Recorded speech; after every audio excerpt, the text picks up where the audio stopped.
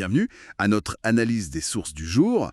On plonge dans un sujet très très concret qui touche Fribourg, les services de vitrerie. Ah oui. Une vitre brisée, bon, ça paraît simple comme ça, mais les implications derrière, pour la sécurité, l'isolation, même l'esthétique, elles sont immédiates. Tout à fait. Que ce soit pour un appart dans le quartier d'Auge ou une vitrine de magasin à Gambach-Guitzet, par exemple. Exactement. Et les documents qu'on a pu consulter, ils détaillent une gamme de services qui est somme toute assez large. Ça reflète bien les besoins spécifiques de la région, en fait. Oui. On y trouve d'ailleurs des exemples concrets, comme celui à l'entreprise Hugo Dubois, qui illustre assez bien l'étendue des interventions possibles. Voilà. Notre but ici, c'est pas juste de faire une liste, mais de comprendre ce qui est vraiment proposé aux Fribourgeois. Et peut-être déceler des aspects un peu intéressants ou même surprenants. Mhm. Alors, la question de base, par où on commence quand une vitre vole en éclats? Souvent, ça commence par l'urgence, évidemment. Les causes, elles sont diverses. Ça peut être une effraction, un accident, un ballon d'enfant, Oui. ou même ce qu'on appelle un choc thermique. Ça, c'est moins connu peut-être. Ah oui, le choc thermique. Oui, c'est quand il y a une différence de température vraiment brutale entre l'extérieur et l'intérieur. Par exemple, un froid glacial dehors et un chauffage poussé à fond dedans. Le verre, il subit une tension et paf, il peut céder. D'accord. Et là, j'imagine que la rapidité d'intervention, c'est clé, non? Les sources insistent là-dessus, sur la dispo des services, même le soir, le week-end.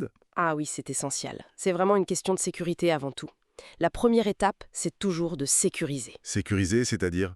Enlever les morceaux de verre dangereux, poser une fermeture provisoire si c'est pas possible de remplacer tout de suite. D'accord. Et ensuite, seulement ensuite, vient le remplacement de la vitre elle-même. C'est vraiment la réponse immédiate pour protéger les lieux. Ok. Mais une fois que l'urgence est passée, les sources montrent bien que la réflexion, elle s'oriente souvent vers d'autres aspects. Le confort, l'efficacité énergétique. Tout à fait. On pense aux bâtiments un peu plus anciens, peut-être à Pérols ou Neufville, avec du simple vitrage qui laisse passer le froid, ou ce vieux double vitrage qui fait de la buée entre les deux verres. C'est exactement ça. C'est un point clé mentionné. Le remplacement par du double vitrage moderne, ça réduit déjà considérablement les pertes de chaleur. C'est une grosse différence. Et on parle même de triple vitrage, non? Oui, le triple vitrage s'est présenté comme la solution la plus performante. Ça apporte un vrai plus en isolation thermique, bien sûr, mais aussi, et c'est important, en isolation acoustique. Ah oui, le bruit. Oui, c'est un atout majeur dans les zones un peu bruyantes, ou simplement pour ceux qui cherchent le confort maximal chez eux. Et j'imagine qu'il y a une dimension un peu réglementaire aussi.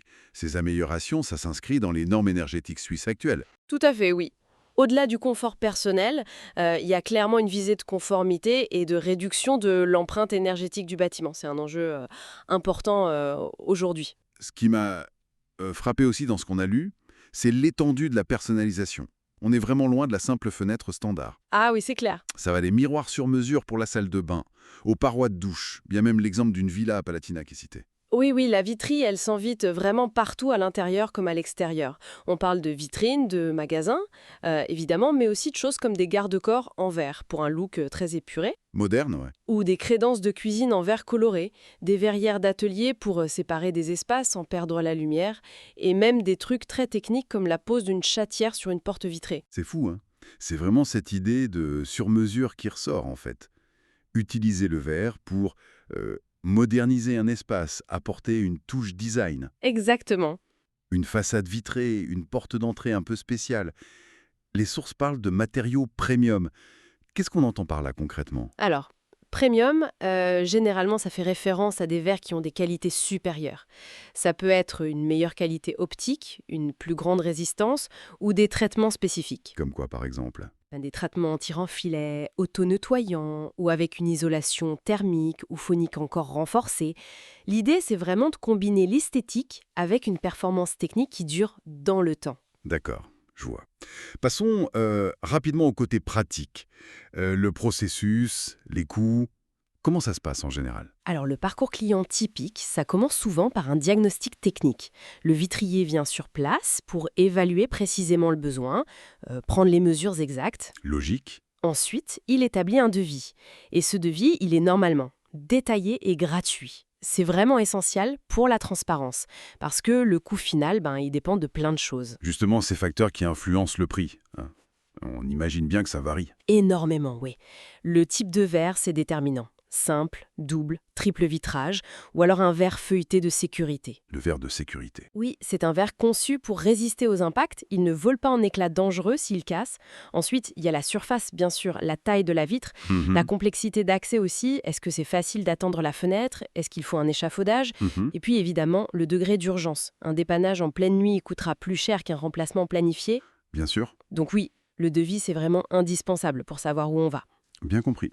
Donc, si on essaie de résumer un peu tout ça, les services de vitrerie à Fribourg, ça va bien au-delà de la simple réparation d'urgence. Ah oui, largement. Ça touche à la sécurité, bien sûr, mais aussi à l'amélioration énergétique, au confort de vie, et puis toute cette dimension de personnalisation, d'esthétique des espaces. Exactement, c'est un domaine qui répond vraiment à des besoins très concrets des gens, que ce soit pour sécuriser leur maison ou leur commerce, réduire leur facture d'énergie, améliorer leur bien-être au quotidien, Et même valoriser leur bien immobilier, finalement. et même valoriser leur patrimoine, tout à fait, grâce à des solutions qui sont à la fois adaptées et modernes. Et pour finir, peut-être une petite pensée à méditer qui émerge un peu de notre discussion. On a parlé de lumière, d'isolation, de sécurité, des fonctions assez évidentes du verre. Mhm. Mais au-delà de ça, comment est-ce que le choix très précis d'un type de verre, sa texture, sa transparence, plus ou moins grande, son intégration dans une structure comme une verrière, comment ça peut façonner discrètement l'atmosphère d'un lieu et notre manière de le vivre au quotidien? C'est une excellente question en effet. C'est une réflexion intéressante, je trouve, sur l'impact subtil de ce matériau qu'on voit partout sans forcément y penser.